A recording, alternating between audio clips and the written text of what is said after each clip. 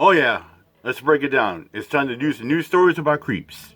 Two of them has to do with the cops, and one has to do with the pastor. Let's get to it right here, right now. We got one right here, starting with the first one. Cop arrested for preying on teen after car accident. Cop arrested for preying on teen after a car wreck. Yeah, check it out.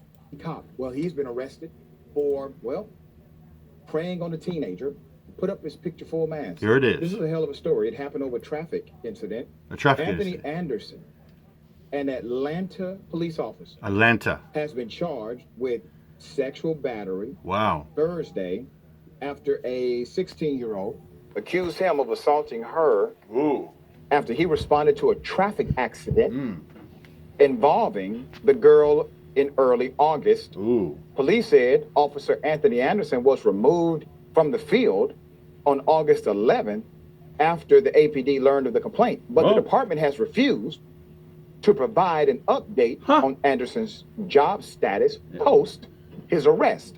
So I'm going to give you the update as we have it. Let me give you background. So police said Anderson was dispatched to a single car accident during the early morning hours of August 2nd. Okay. When he arrived to the scene of this single car accident, he made contact with a child, 16 years of age, who was operating the vehicle.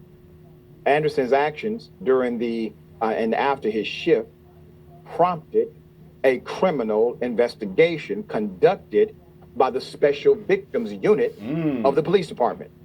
The police investigation concluded Thursday when Officer Anderson was charged with violation of oath of office, cruelty to children in the second degree, aggravated sexual battery.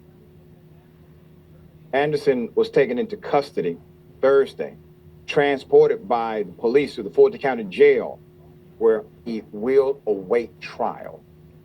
According to Anderson's background, he received at least 4 citizens' complaints. 4.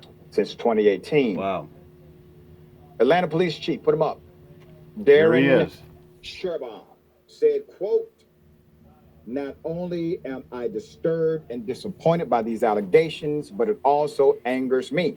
He continued, "We ask the public to trust us to do the right thing, to keep them safe." Okay. So when one of our own is accused of despicable acts with a minor, it erodes that trust that sometimes takes years to build.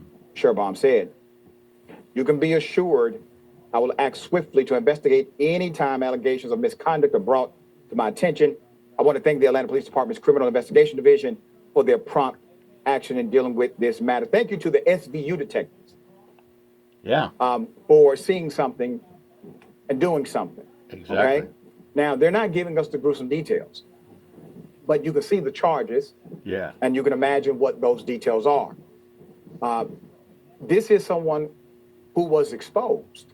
Doesn't mean this is the only time they have engaged in such extreme and violating behavior. But let's look at the complaints. We still don't have on record, what are these complaints? Were there some complaints dismissed that are housed inside of the city of Atlanta and will not be part of public review? And this is why the George Floyd Policing and Accountability Act was so important to pass, and damn it, they did not pass it, which is really but fucked it up. would have been front and center. These complaints would have been known to us, and the fact that they would have been known to us, the transparency creates its own watchdog organization. You see the point here. When you have public review of records that are or should be available to the public, it provides its own politics out.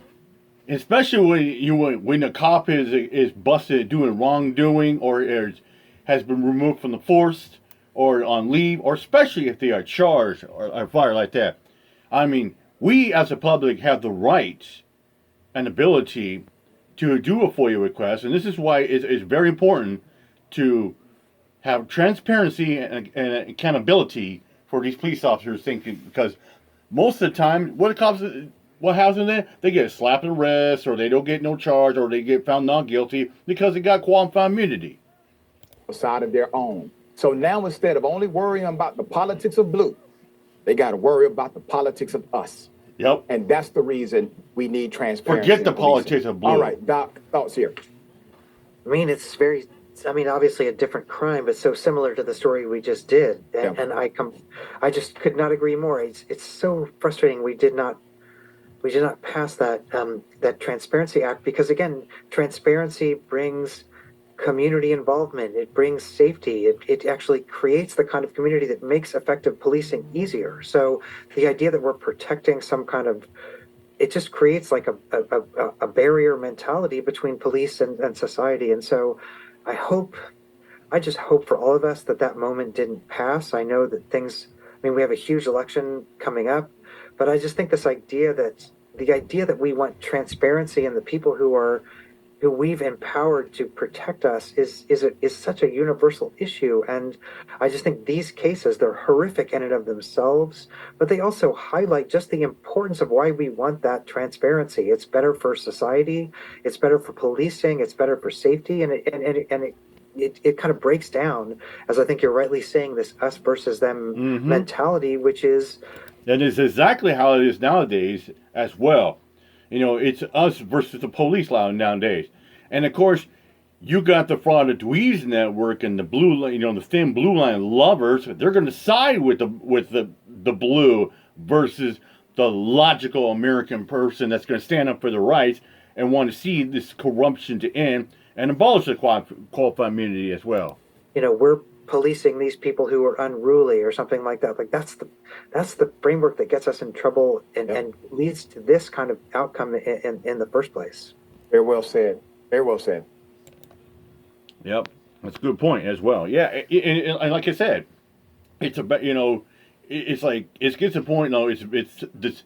You get the average citizen versus the thin blue line. With that said, I'm out here. My job. Peace out.